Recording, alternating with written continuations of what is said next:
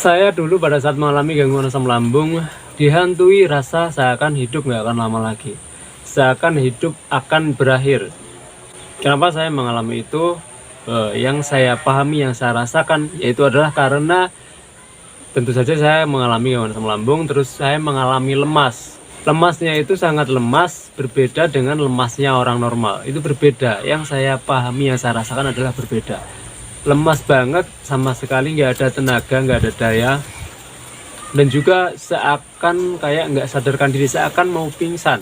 Lemasnya seakan mau pingsan tapi nggak pingsan-pingsan. Jadi setiap saat, setiap detik itu merasakan lemes banget yang seakan mau pingsan. Belum lagi ditambah jantung berdebar-debar, kelingan juga, pusing juga, dan sensasi-sensasi yang lainnya yang sangat banyak yang ikut menyerang. Jadi dari semua itu pada akhirnya muncul dihantui rasa seakan hidup nggak akan lama lagi. Ditambah lagi jantung kadang ikut berdebar-debar juga. Jadi dari semua itu muncul dihantui rasa seakan hidup nggak akan lama lagi.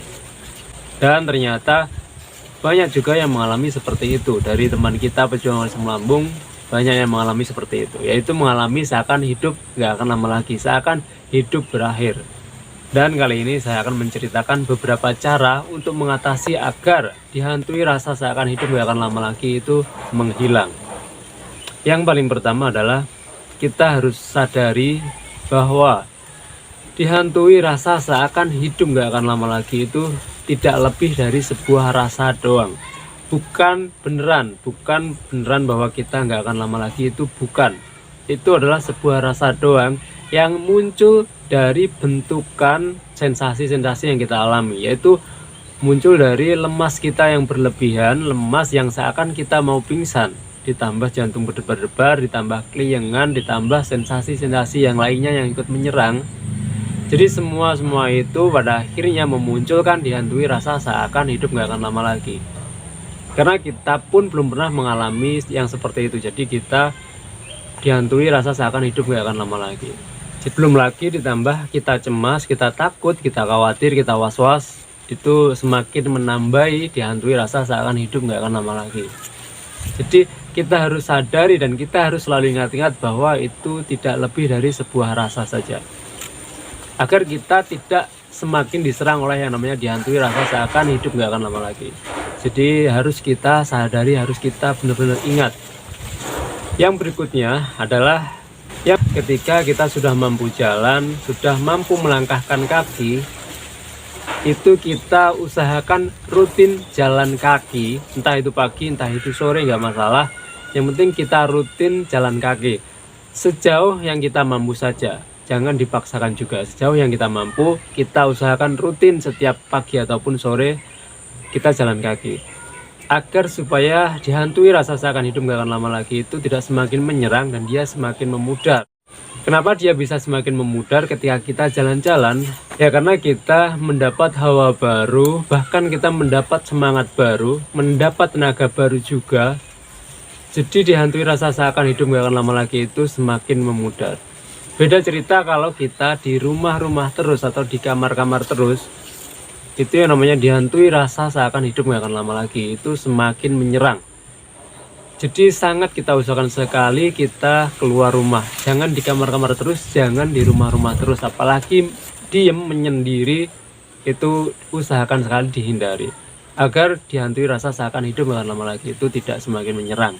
Dan juga ini juga penting itu silaturahmi ke teman, ke saudara, atau ke siapa yang bisa kita jangkau.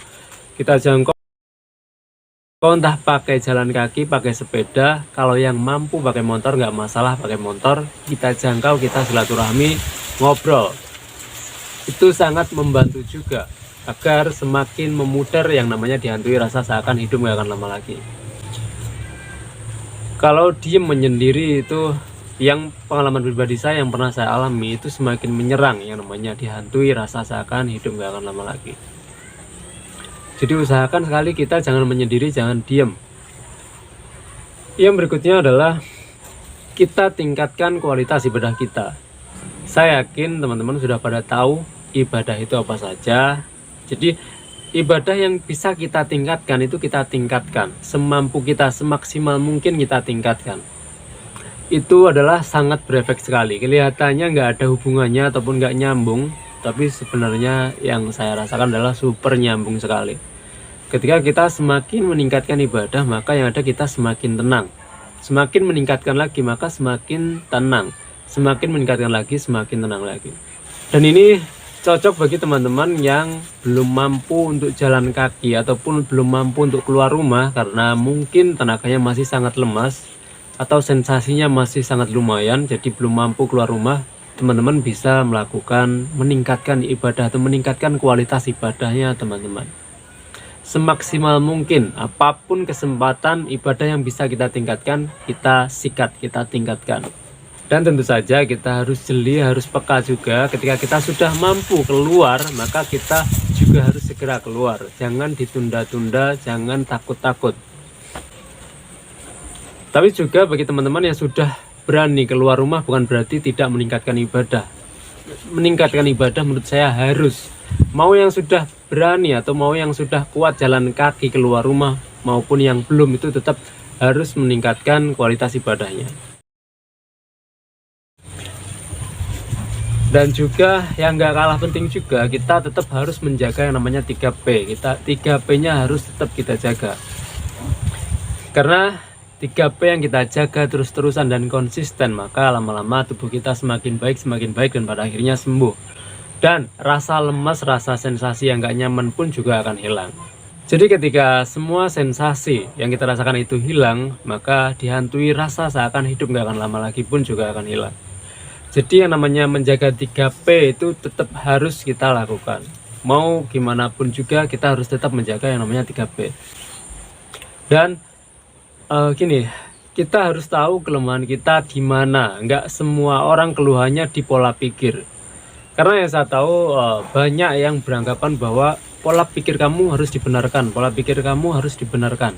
Jadi hampir semuanya menganggap bahwa yang harus dibenarkan adalah pola pikirnya. Padahal nggak seperti itu juga. Yang kelemahannya di pola pikir memang ada, cuman nggak semuanya. Jadi kita harus mengetahui kelemahan kita masing-masing. Ada yang pola pikir kita sudah benar tapi pola makan kita masih kacau. Jadi kita tugasnya adalah membenahi pola makannya. Ada juga yang pola makannya sudah benar tapi pola hidupnya masih kacau. Itu yang tahu adalah kita sendiri, kelemahannya di mana. Kelemahan kita ada di pola pikir, pola makan ataupun pola hidup, itu yang tahu kita sendiri. Jadi kita kenali kelemahan kita dan kita perbaiki dan konsisten.